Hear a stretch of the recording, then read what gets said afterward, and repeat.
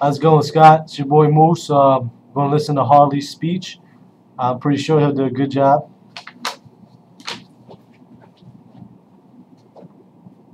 What's up, Scott?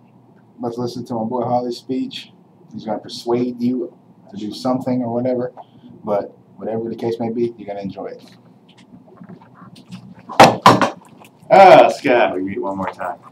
Now, earlier in the year when I was driving my Nissan Titan 08, well, I noticed gas prices started going up, and that thing has a 33-gallon tank. Do you have any idea how much gas it costs for a 33-gallon tank, even at the mid-rim stuff or the cheap stuff? It's rather expensive.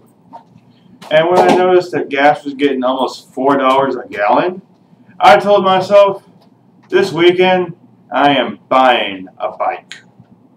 And because, well, I love bikes. I'll be straight up honest with you. I would feel more comfortable riding a bike in the rain, kind of like yesterday, than I do riding my truck, though I do enjoy the AC because this is Texas after all. Now, I've been riding motorcycles for over 10 years. I started out on a little bicycle like we all did, but as soon as I moved out of my parents' house, bike. Been on ever since, and I love it, need it, and I enjoy it. Now, tonight I'm going to talk to you why a bike is, in my opinion, superior to a car, truck, SUV. Pretty much, if it's got 4 wheels, not 2, it stinks. That's why we're going to talk about why bikes rule. Now, the easiest way to talk about bikes, let's talk about price, shall we? Now, I drive a 08 Hayabusa. It is the king of the crotch rockets or speed demons, depending on your preference. Now, that bike MSR is about $13,000. Now, a car usually goes for $13,000, but it's usually between $13,000 and about $17,000. And that's before we talk about dealer, tax, price gouging from the salesman because he's trying to make buku buck. Now, most of your bikes from your cheap stuff, or mopeds, it's a bike, and I grudgingly accept it as such, usually will cost anywhere between $2,000 to $13,000. And, of course, Harley's going to cost you the car, almost as much as a small truck, or my truck, for example. But that's a Harley. We're not going to talk about that right now. Now, also another thing to take an example is, well, we buy a car, there's a lot of money handed down, but we also have maintenance. We have fuel costs, and people forget the fuel costs, and tax, and insurance, and our yearly tax. Now, just to put stuff in perspective, for driving my Nissan truck here, it gets me 12 miles in the city. That's a 33-gallon tank, so that ain't bad. I get a highway mileage of 17. Now, I get about 466 miles per tank, which isn't that bad. Until you look at, it cost me $118 to fill up a tank. Now, that's $3,832 a year. I don't know about you, but $3,000 in my pocket sounds a tad better. Though, I do enjoy my truck, just not as much as I do my bike. Now, you can find this at fueleconomy.gov. No, sorry, fueleconomy.gov. That's where I got that information from. Now, a bike, on the other hand, I get 30 miles per gallon. That's a 5-gallon tank. I don't think you got a car that can beat that. And I get a little bit better mileage on the freeway.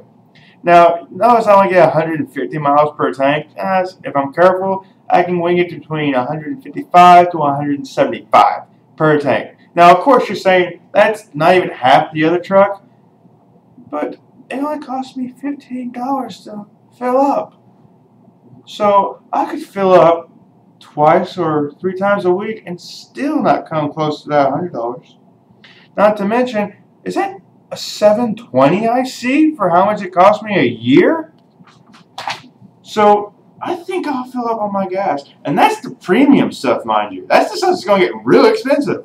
It cost me only $15 to fill up my 5-gallon tank. Now, another point about why I love bikes so much, you feel the road. You experience the road. Well, in a car, you might have your cherry Febreze, and you might be jamming to some music. But I got something to tell you. The technologies we have going into motorcycles is changing year after year. There are motorcycles that have AC, believe it or not. There are motorcycles that you can put a stereo. In fact, I've seen one guy that had a 3-disc CD changer in his bike. And he's not on a Goldwing. He's on a Fat Daddy, which is a Harley. You can put speakers on bike that you can actually listen to the music while driving. They can put them on the handlebars as well as they can put them in your helmet. In fact, they have more gadgets than they do for motorcycles than they do for cars, or vice versa.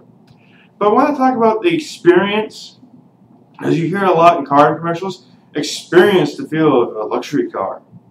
Well, when you get into a car, you don't really feel it. You're in 4 wheels. I mean, you don't know if it's hot, cold, what the smell of the woods if you're driving through them, the smell of the streets, the feel of the road. You don't feel any of that. On a bike, you do. Because a bike, you don't climb into that. You don't even climb onto that. It becomes part of you. And you become part of it.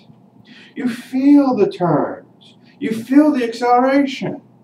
In short, you become one with the bike in a far more better way than you ever can with a car. Because, like I said, the car is a little enclosed box.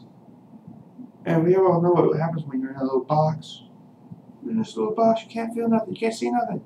Because you're limited to what you can see. In a bike, this whole world opens up to you. This world of experiences that you cannot get with a car. Even if you get a convertible. You will never match what it feels like to be on a bike. And not to mention, it's cost effective. Have you seen the rise in gas prices?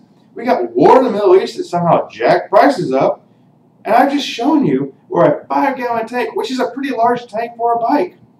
Most of these bikes will get 100 miles to a tank.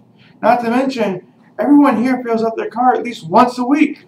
I fill up my tank on that bike once a week. But you know what? I had already told you, I can fill it up twice. And I could still beat what you pay to fill up that little SUV of yours. And I'm paying for that premium stuff. And you're probably on the mid-rim stuff. Because, you're driving an SUV, you don't really need good stuff, really. So, I've talked about why bikes are better. There is a cost-effective reason. There's also an emotional reason. Not to mention, I guarantee there's not a single person in our class I cannot smoke on my bike. Thank you.